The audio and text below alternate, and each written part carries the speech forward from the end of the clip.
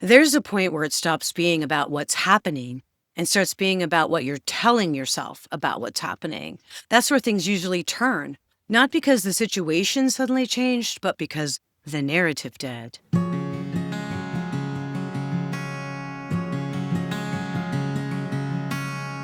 I see this all the time. Someone is dealing with a real situation, uncertainty at work, a shift in direction.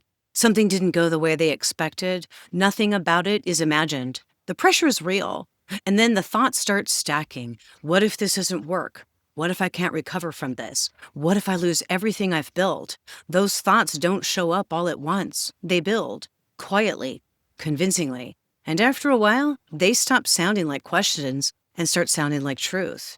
That's the moment to pay attention. In flipping the format on the fear of failure, this is where we talk about default mindset.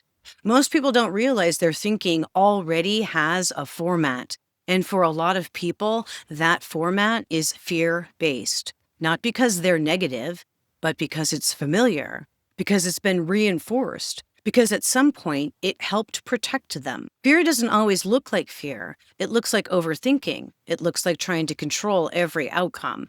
It looks like pulling back before you're rejected. It looks like staying quiet instead of risking being wrong. It looks like burnout because your mind never shuts off. This is where the W in the WKRP framework comes in. Winning mindset. And let me be clear, this is not about positive thinking. This is about accurate thinking. A winning mindset doesn't ignore reality. It interprets it differently. There's a difference between this is hard and this is never going to work. There's a difference between I don't know what to do yet and I'm not capable of figuring this out. One keeps you in motion, the other shuts you down. The difference is everything. From a cognitive behavioral standpoint, this is where you start separating thoughts from facts. Thoughts feel true because they're loud, familiar, and emotionally charged, but they're still interpretations. And interpretations can change. When you become aware of a thought and question it, you're not just thinking differently, you're interrupting a neural pattern. When you revisit it with a new interpretation, your brain has the opportunity to rewrite the meaning attached to it. That's how real change happens, not by forcing yourself to think positive, but by observing what's there and choosing what to do with it. I had to walk through this myself recently. With everything happening around Kelly 95, I could feel a shift, not in the situation, but in the meaning I was starting to attach to it. Something from your past shows up, something that matters, something tied to identity, memory, and who you've been and who you've become. And your mind starts asking questions you didn't expect. What does this mean now? What am I supposed to do with this? Am I stepping back into something or moving forward into something new?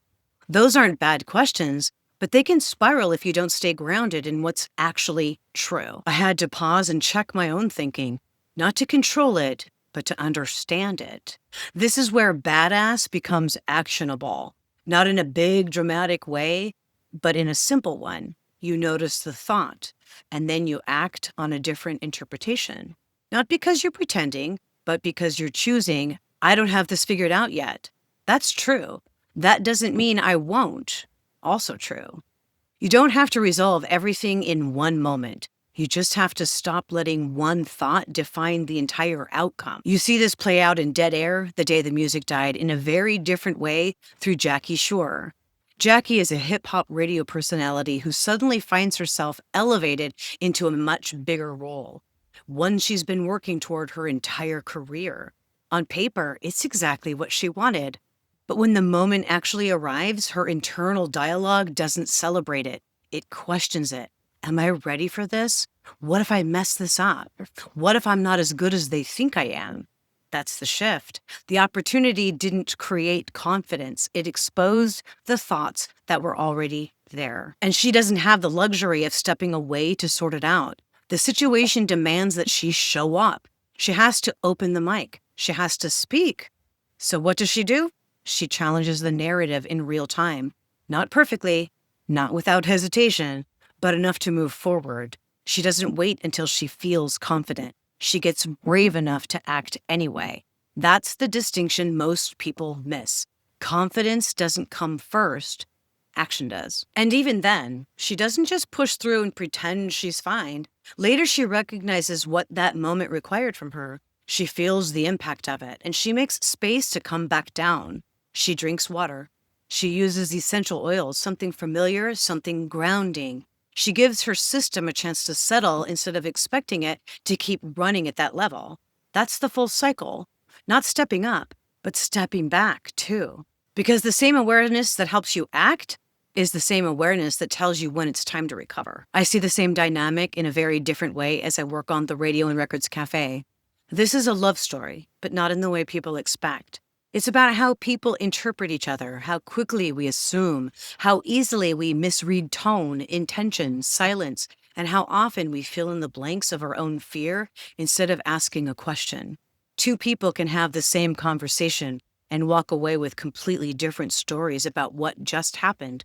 That's not communication, that's interpretation. And we do the same thing with ourselves. We take one thought, one moment, one reaction, and build an entire narrative around it.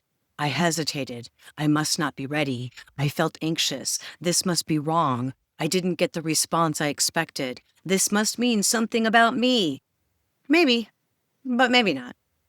That's the work, slowing it down long enough to ask, is this true?